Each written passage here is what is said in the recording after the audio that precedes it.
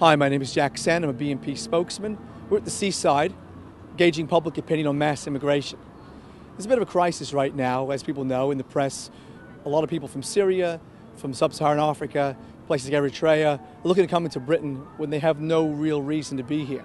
Genuine asylum seekers would apply the proper way. These people are looking to enter the European Union illegally, and then due to the fact there's a Schengen agreement, they can walk across the continent or take a train, which is a lot easier, arrive in Calais, and then bang on our doors and say, please let us in. The public are not happy with this. The BNP are against it. However, the BBC keep on telling us that this is fine, that we should welcome them with open arms, regardless of whether they have skills, whether they've applied properly, they have genuine cases or not. And this is not on. The BNP believe that we should have a proper moratorium on mass immigration, actually on immigration, right now until we sort the mess out. And the BNP is the only party that does. UKIP say they're against immigration when they in fact are not. Stephen Wolfe, who I've met many times, has said openly that UKIP are against a moratorium on immigration and against a cap or a quota as well. And we want to make sure people know that today and find out what they think. So we're going to go see what people think. Can you tell us your opinion on the immigration crisis right now? I do feel sorry for these people. They've got the problems, but I also think that when the problem's over, they should go home, because it's only an island where we live. It's not like Germany where we can take millions of people. I'm sure you've had this of other people, but that's my take up on it. Like, you know, just too many people coming over, and it's like the 100 million that we promised. I want to promise money, but where are they going to get the 100 million from? This is my take up on it. Like, you know, so there's going to be more cuts to National Health Service and things like that. So just have to wait and see. Yeah, we haven't enough housing, we haven't enough jobs for our own people here than people that are coming from abroad all the time. And half of them that are coming from abroad are not legal entries. They're just storming in here as they can. They're getting past all our border checks and they're just influxing with all our people. And we're just being pushed further back and further back and further back. We're getting nowhere.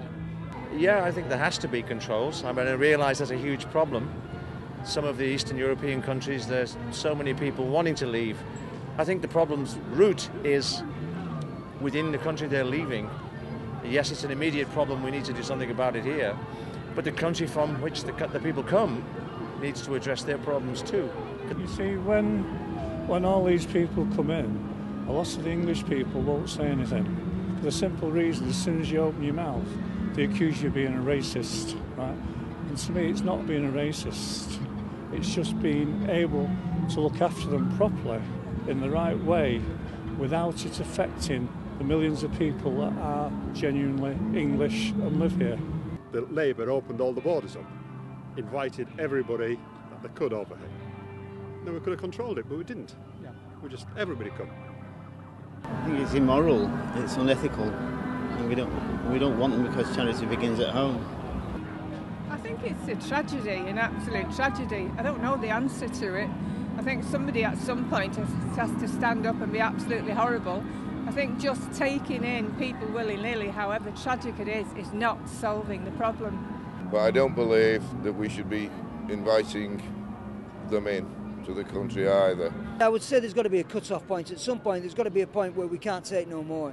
You know, we just can't do it. We've got to sustain ourselves, and we've got to think of ourselves. You know, it might sound a bit cruel, but we've got to think of ourselves before we think of, you know, we start letting everybody else in. Do you feel we need a cap on mass immigration? So yes, I think so. I think they should just add a certain amount to quota and then say that's it. You know, in all European countries are going to be the same. We're going to be overcrowded, aren't we? You know, it needs to be sorted out at the source, not just putting sticker plasters on it. Rightly or wrongly, I don't think that they are all refugees in the true sense. I think a lot of them are economic refugees, which is not quite the same thing. And to a certain extent, they're going through various countries and they're cherry picking where they're ending up.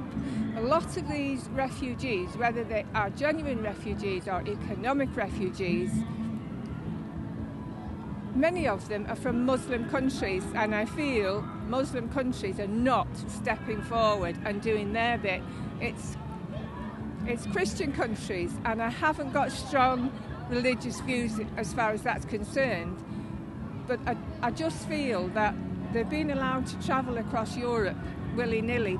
It's not solving the problem. We can take in 10,000 tomorrow, but next week there'll be another tragic child killed on a beach, and there'll be another, poignant photograph all over the world.